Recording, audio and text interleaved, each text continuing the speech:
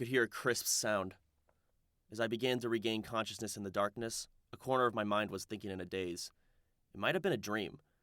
You know how when you wake up from an incredible dream and you're all like, wow, for the next 5 minutes or so, but the details become hazy when you get to brushing your teeth, and then by the time you're eating breakfast, you've forgotten them entirely. Next thing you know, the impression of an incredible dream is the only thing left.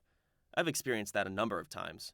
And there were a number of instances in which I could clearly remember every last detail of an incredibly dull dream, or like a dreamlike experience. Like the night when I was stuck in closed space with Haruhi, a memory of an experience that actually happened before I had been negated. That was the first thing that came to my mind when I woke up. I could see a white ceiling. This wasn't my room. It was either morning or dusk, based on the translucent orange glow of the white ceiling and walls. Oh. That voice sounded as soothing to my still groggy mind as church bells to devout believers. You're finally awake. You seem to be sound asleep. I turned my head to look at the person talking. That person was sitting in a chair, next to where I was lying horizontally, peeling an apple like a fruit knife. A long piece of red skin dangled without snapping. I suppose I should say good morning, although it's actually evening. Itsuki Koizumi was sitting there with a gentle smile on his face. As I watched, Koizumi finished peeling an entire apple and placed it on a plate, which he set down on a side table.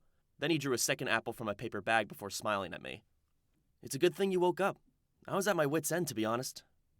Oh, you seem to be spaced out. Do you recognize me? What about you? Do you know who I am? Well, that's an odd question. Of course I do. I could tell which Koizumi this was by looking at him. The dark blue blazer school uniform, not the traditional black one. It was a North High uniform. I drew one arm from the blanket covering me. There was an IV drip hooked up to my arm. I stared at it. What time is it? What day is it? I asked. Koizumi had a look of surprise on his face, or whatever passed as a look of surprise for him. That's the first question you have upon waking up? It's almost as if you're aware of our current situation. In any case, the answer would be a little past 5 p.m. on December 21st. The 21st, huh? Yes. 3 days have passed since you fell unconscious. 3 days? Unconscious? Where are we? A private hospital. I looked at my surroundings. A fancy-looking single room. I was lying on the bed. I was given a private room? I didn't know my family had the money. The director of this hospital happens to be an acquaintance of my uncle, so you were provided with a special service. That's the story. Which means it isn't true. Yes, I asked the agency to pull some strings. You'll be able to stay here for an entire year at a cheap price. Having said that, I'm very relieved that you recovered in 3 days. No, not because of money. My superiors were on my case for letting something happen to you. I had to write up a whole report. 3 days before the 21st would have been the 18th. What happened to me on that day? Oh, yeah. I almost died from losing too much blood, so they took me to the hospital. No, wait, something's wrong. I nervously lifted the hospital gown I was wearing and touched the right side of my body. Nothing. Didn't hurt or itch at all. That wasn't the kind of wound to heal in 3 days. Not unless someone patched me up good. Why am I here?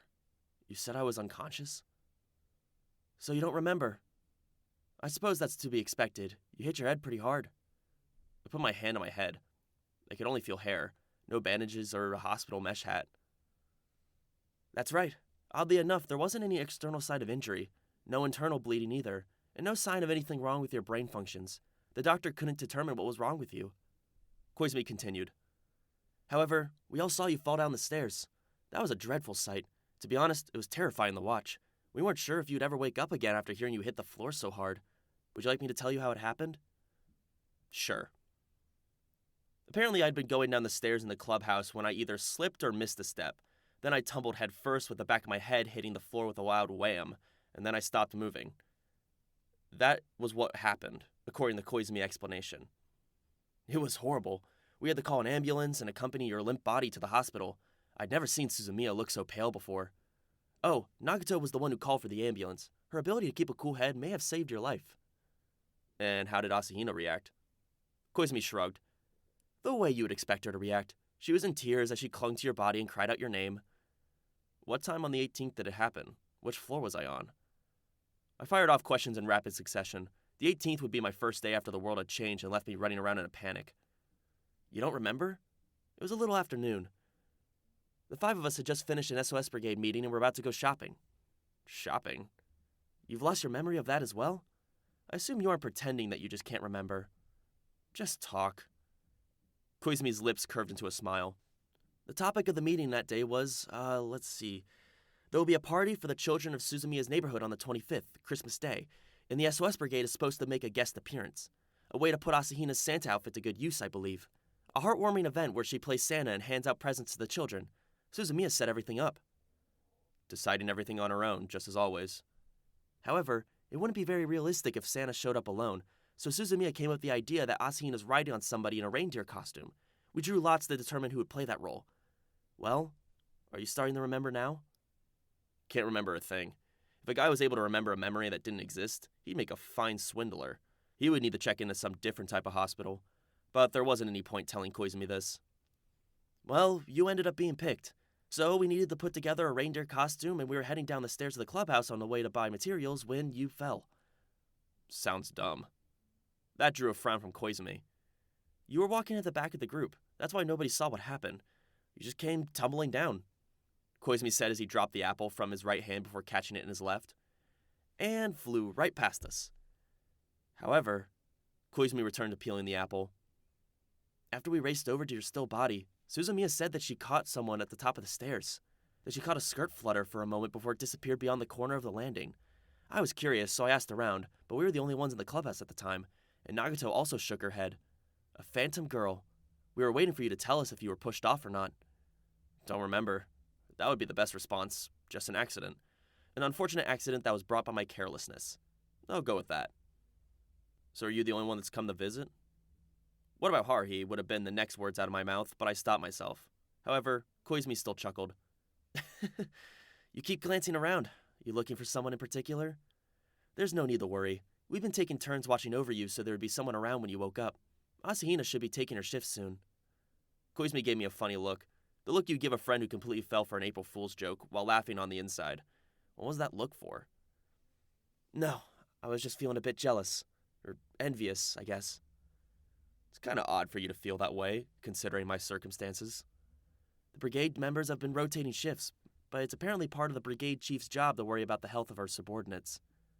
Koizumi began methodically slicing the peeled apples and shaping the slices into rabbits before placing them on a plate on the table.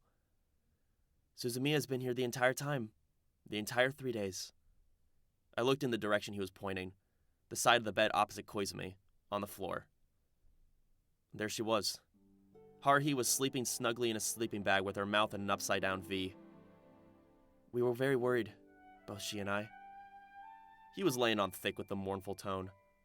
Suzumiya was especially upset. Well, I could tell you about that at a later date.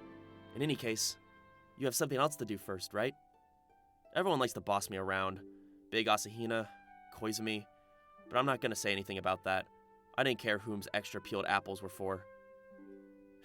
Right, I said. Draw on her face. Or, no, I could do that some other time. There'll be plenty of chances for that. I stretched my arm out of its position on the bed and touched her angry-looking face with my fingertips. Hair that wasn't long enough for a ponytail. A painfully familiar sight. Her black hair shook in a teasing way. Haruhi opened her eyes. Huh? Haruhi peered at me with bleaky eyes as she groaned before finally realizing where she was. Huh? She apparently forgot she was in a sleeping bag. Her attempt to spring up failed as she fell down and wriggled around like an inchworm before somehow managing to stand up and stab a finger in my face while shouting. Stupid Kyon, if you're awake, then tell me you're gonna be awake before waking me up. I have to prepare myself, you know. Don't be ridiculous. Still, your loud voice is better than any medicine right now. Haruhi. What? Wipe your drool. Haruhi rubbed her mouth as her lips and eyebrows twitched. She rubbed her entire face while glaring at me. You didn't draw on my face, did you? I was tempted. So you don't have anything else to say to me? I gave her the reply she wanted. I guess I gave you all a scare. I'm sorry. Well, as long as you understand. Of course, it's part of the brigade chief's job to worry about the brigade members. I heard a soft knock at the door. Koizumi stood up tactfully and pulled the sliding door open. There stood a third visitor, who took one look at me and lost her calm.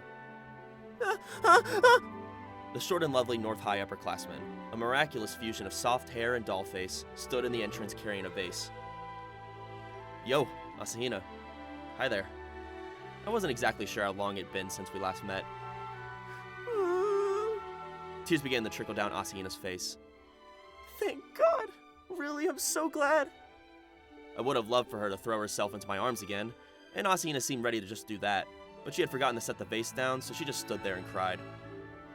You're overreacting. He just hit his head and passed out. I knew all along that Kyon would wake up eventually. Haruhi sounded a little jittery as she spoke without looking at me. Because I already decided that the SOS Brigade runs year-round without any exceptions. Every one of us has to be on the job.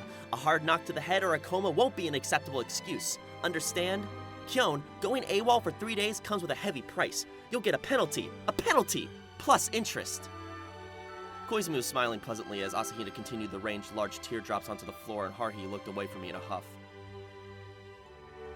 I looked across all of them before nodding and shrugging. I know. So, with interests, how much do I owe you? Haruhi glared at me before bursting into a surreal smile. She's so simple-minded. I was told that I'd be paying for everybody at the cafe for 3 days. I'd probably have to withdraw from my savings. And there's more.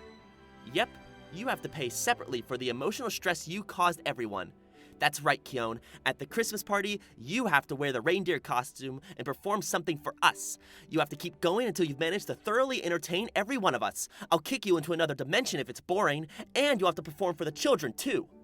Haruhi's eyes were shining like prisms as she stabbed her finger at me again. I managed to regain consciousness, but I couldn't be discharged from the hospital right away. After a doctor raced over to me to ask some questions, I was taken to an examination room and put through all kinds of machines. It was so bad that I was wondering if they were trying to turn me into a cyborg. And since they blew the entire day running checkups and various tests, I had to spend another night in the hospital. Though it really was the first night for me, and I'd never really been hospitalized before, so it was an interesting experience. Haruhi, along with Koizumi and Asahina, apparently just missed my mother and sister on their way out. I suppose they were trying to be considerate, in which case I'd be amazed by the fact that Haruhi even knew how to be considerate. While my sister and mother chatted, I pondered the recent events. What would have happened if I left everything the way it was? Nagato, Asahina, and Koizumi would be ordinary humans without any supernatural identities. Nagato would be a reticent, book-loving literary club member. Asahina would be an upperclassman out of reach, and Koizumi would be a normal transfer student at a different school. And Haruhi would just be a girl in high school with a slightly twisted personality. That could have been a beginning of a new story. A story about an everyday life that had nothing to do with facing reality or how the world was supposed to be. I probably wouldn't have any role to play in that story. I'd probably go through high school without any incident and graduate without any incident. Which world would I be happier with? But I already knew that answer. The present was much more fun. Otherwise, my near-death experience would have been for nothing, right? Here's a question. What would you choose? The answer should be obvious. Or am I the only one that feels this way? Eventually, my family left, and it was time to turn off the lights in my hospital room. I had nothing to do as I stared at the ceiling, so I closed my eyes and sought darkness. The past 3 days. In this world, I'd been asleep for the past 3 days, apparently. In that case, the world had to be altered for that to be true. This world had been altered twice. The other Nagato's twisted world had been retransformed into the original world, the one that I was in now. So who was responsible for the second retransformation? It wasn't Haruhi. The Haruhi from 3 days ago had no power, and this Haruhi didn't know that the world had been changed. So who did it? The person who stopped Asakura's flashing knife barehanded. Someone capable of such a thing. Someone willing to do such a thing. It could only be Nagato. And I had seen 2 Asahinas before I lost consciousness. The Asahina who wasn't grown up. That had been my Asahina, the one from this world. The lovely upperclassman from the future who I knew so well. And there was one more person. The voice who had spoken. The one who talked to me at the end with a strangely familiar voice. I struggled to place that voice before I soon realized that there wasn't any need. That was my voice. I see. That's what happened. So basically, I would have to go back to that time again. I would have to travel through time and arrive early on the morning of December 18th, with the Asahina and Nagato from this time. That would restore the world to its current state. Asahina's role would be to take Nagato from me at that time. Nagato's role would be to normalize the crazed 3-day period and craze Nagato, though I didn't know if she would be borrowing Haruhi's power again or if the Deaeta Overmind would handle it. And I also had a role to play. I mean, right? I heard my own voice at the time. That was part of the reason of why I was here now. I needed to go back to the past and say something to myself so I could exist. Sorry, there's a reason we couldn't save you from that, but don't worry about it. It was a painful experience for me too. Well, we'll manage to take care of the rest. Oh yeah, I already know what we're going to take care of the rest. You'll understand soon enough. Just sleep for now. I practiced my lines. I'm pretty sure that's how it went.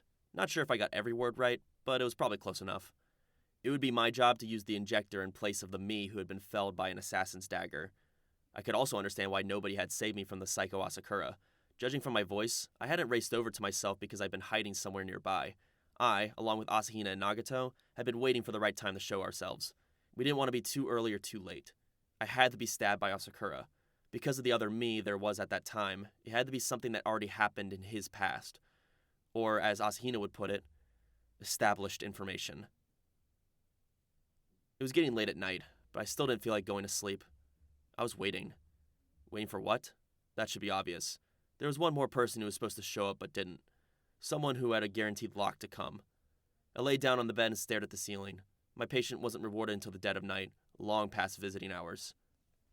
The last person to visit me that day was Yuki Nagato in her sailor uniform. Nagato was stone-faced as always. All responsibilities lie with me. It was very reassuring to hear her flat voice for what felt like the first time in ages. Punitive measures are being evaluated. I lifted my head. By who? The Deaeta Overmind. Nagato continued in her flat voice, as though none of this concerned her. Naturally, Nagato knew what she had done in the early morning of December 18th because the grown-up Asahina and I had gone to visit Nagato 3 years ago. She had known what would happen and done her best to avoid this outcome, but she couldn't. There are times when you can know what's going to happen in the future and still be unable to avoid it. No, if that were the case. I suddenly recalled how Nagato seemed to be acting differently after the summer. In that case, I interjected, you would have known 3 years ago that you were going to bug out. In that case, you could have just told me about this at any time, right? After the cultural festival or before the baseball game even. I would have been able to act faster on December 18th then, assemble all the members and go 3 years back in time. Nagato's face was grim, as though incapable of smiling. Even if I were to have communicated that information to you beforehand, I would have erased all corresponding memories upon malfunctioning and proceeded to alter the world. Again, there is no guarantee that the above did not happen. I could only manage to preserve your original state when the 18th arrived. You also left the escape program, right? That was enough. As I thanked her, I began to feel irritated. Not because of Nagato, not because of me either. Her flat voice echoed softly in the hospital room. There is no guarantee that I will not malfunction again. As long as I continue to exist, internal errors will continue to accumulate. The possibility remains, a significant risk. Tell them to suck it. Nagato responded to that curse by silently lowering her head 2 millimeters. Her eyes blinked. I reached out to my arm to take her thin and pale hand. Nagato didn't resist. Tell your boss. If you leave or disappear, okay? I'll go crazy. I'll do anything to take you back. I don't personally have any special powers, but I'm able to set Haruhi loose. I happen to hold a key for doing that. All I have to do is say, I'm John Smith, and that's that. Yeah, that's right. I have as much power as a loofah. However, Haruhi has as much power as a giant oak tree. If Nagato were to disappear, I'd tell her everything to convince her to believe me, and then we would head out to find Nagato. It wouldn't matter what Nagato's boss had done to hide or eliminate her. Haruhi would find a way. I would make that happen. And I might as well get Koizumi and Asahina involved. Who cares about some discarnate Deaeta entity that's off somewhere in the universe? Fuck that. Nagato was one of us, and Haruhi would be the last person to ever give up if someone in the SOS Brigade were to go missing. This wasn't limited to Nagato. If Koizumi, Asahina, and I were to run off, even if we were to go willingly, she would never accept that. I guarantee that she would do whatever it took to bring us back. That's how Haruhi Suzumiya was. Our selfish and self-centered troublemaking brigade chief who couldn't be bothered to consider other people. I gave Nagato a hard look. If any of you try to argue, I'll join Haruhi in remaking the world. Into a world like the one I spent 3 years in, where your Deaeta Overmind no longer exists. That'll leave you all in despair. So much for observing. How do you like that? I was starting to get really pissed. I didn't care about how advanced the Deaeta Overmind was. Probably had plenty of brains, enough to calculate pi to the trillionth digit with a couple of seconds. Probably capable of all sorts of fancy tricks. So then my point was, you could have given Yuki Nagato an actual personality. You could have made her into something like a pre-homicidal maniac Asakura. Someone cheerful and sociable who was popular with classmates and goes shopping with friends at the mall on weekends. Why did you turn her into a gloomy girl who spent her time cooped up inside and reading all alone? Because that was expected from a member of the literary club? Whose idea was it? I came to my senses as I realized I was tightly gripping Nagato's hand. However, the book-loving organic android didn't say anything. Nagato simply stared at me before slowly nodding. I will tell them. Her voice was still flat as she murmured, "Thank you." Well, I thought. Closing ceremonies were over and homeroom teacher Okabe had handed out report cards. That ended my high school life for the year. Today's date was December 24th. The members of 1-9 who had disappeared with their classroom were back, and Koizumi, who hadn't played much of a role this time, was also there. Asakura had disappeared from the Class 1-5 over half a year ago. Taniguchi was still in a celebratory mood. Haruhi was still positioned in the seat behind mine. There was no flu epidemic at our school. When I saw Nagato in the auditorium, she wasn't wearing glasses, and when I happened to run into the Asahina Surya duo after the closing ceremony, they both said hi. And on my way to school, I checked to see that private Kyoyoin Academy was once again a school for rich, high society girls. The world was back to normal. However, I still had a choice to make. Nagato, Asahina, and I would have to return to the past early in the morning of December 18th, again to preserve the restored world. That trip was what turned everything back to normal. However, I haven't decided when to go. I haven't told Asahina about any of this yet. I doubt she's heard anything from the adult version of herself. From what I've seen over the past few days, she doesn't have a clue. Man. I sighed for no reason and stepped into the corridor that led to the clubhouse. Maybe there was a rule in place that I had to keep returning to the same point, like a race car on a closed circuit. The second and third laps wouldn't feel very different. Even if they did, it wasn't for me to decide. The opening and final laps would be set on the exact same path, the exact same scenery, yet hold completely different meanings. I just had to make my way to the finish line while being careful to avoid elimination. Yes, until the checkered flag came down. Well, I realized I was going overboard with this line of reasoning. It was useless to try to make excuses, because I had chosen this world. This wasn't like when Haruhi went on a merry rampage unconsciously. I had consciously chosen to live in a world where we ran in circles while making a mess. In that case, I had an obligation to see things through. Not Nagato, not Haruhi. It was my responsibility, now that I'd thrown my lot in with them. Serves me right, huh? I tried to knock myself off my high horse. The end result was rather ugly, but I didn't really care. Nobody was watching. Or so I thought when my eyes met the eyes of a nameless female student. She quickly looked away and scurried off as I watched. Merry Christmas Eve, I said softly, in a voice that couldn't be heard. If this was the last episode of a hackneyed TV drama, a white flake would come fluttering down and land in the palm as I gasped. But it seemed like we weren't meant to have a white Christmas. It was an incredibly sunny day. I placed my foot on the first step. I had been completely transformed into an interested party. My role as an innocent bystander was a relic of the past, banished to the depths of the galaxy. But so what? What was the point in realizing this now? I was one of them. I knew that a long time ago, after Haruhi dragged me to the literary club room and declared that she was taking it over. Like the other members of the SOS Brigade, I was on the side that was actively protecting this world, and I hadn't been pushed into this. I voluntarily raised my hand. As I climbed the stairs, I switched to thinking about the event that's scheduled to begin soon. Haruhi and Asahina had done the shopping in the end. I have an excuse for my assigned role of carrying stuff since I was fresh out of the hospital. Though this really wasn't an example of Haruhi being considerate, since her goal was to hide the menu until the very last second so she could surprise everyone. At least that was her plan. She might be attempting to use her experience from the remote island. An economical mystery pot Christmas party. What would we find inside? Well, knowing Haruhi, her priority was the surprise, so we might end up with some kind of experimental and bizarre hot pot, the like of which hadn't been occurred in the history of mankind. Still, most stuff was edible even if you boiled it long enough. Haruhi wasn't going to throw in anything that her own stomach wouldn't be able to digest, unless she had the stomach of a monster. But I would assume that Haruhi, master of defying common sense, still had a stomach that conformed to human standards. The only part of her that transcended human norms would be whatever's inside her crazy head. And I was supposedly to perform in a reindeer costume as a sort of sideshow to the hot pot party. Try to consider how hard it was for me to come up with the material to work with. Good grief. I voiced the interjection I determined to seal away last month, but yeah, whatever. The words may have sounded the same, but they might as well have been completely different words, since the meaning was different. And with that follow-up explanation, I added an item to my mental schedule book. That item was established information, something I absolutely had to do to remain here in this present. I would have to go to restore the world in the near future. As I approached the club room, a fragrant aroma tickled the mucous membranes of my nose. That was enough to make me feel like my stomach was full, but I had to wonder why there was a sense of satisfaction. I still needed to travel through time soon. It was too early to feel satisfied. But yeah, before that, there was still time. A future version of me would be handling that. Not that it would happen in the distant future, but it won't happen in the immediate future. As I placed my hand on the literary club room doorknob, I posed the question to the world. Hey, world, could you wait a bit? Hold on a little longer until I go retransform you. I mean, I should at least have time to enjoy Haruhi's special hot pot, right?